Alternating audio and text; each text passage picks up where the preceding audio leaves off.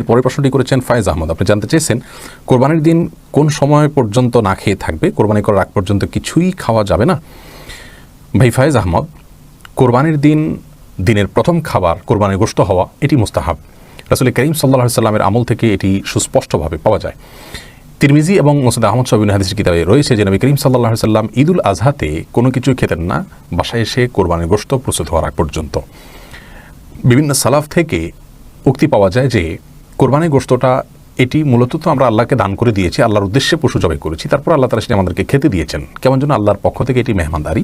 তো আল্লাহর মেহমানদারির জন্য নিজেকে প্রস্তুত করে রাখা এবং অপেক্ষা করা, এটা আল্লাহর মেহমানদারির সম্মান দেখানোর শামিল। সেই জন্য কোরবানির ঈদে অর্থাৎ ঈদুল আজহাতে আমরা ভোর থেকে কোনো কিছু না খেয়ে কোরবানির গোশত দিয়ে দিনের প্রথম খাবার গ্রহণ করব, এটি মুস্তাহাব বা সুন্নাহ।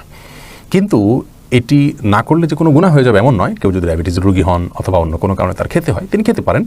এটি ফরজ বা ওয়াজিবের মতো কোনো গুরুত্বপূর্ণ বিষয় নয় যে এটি লঙ্ঘন করলে কোনো গুনাহ হবে।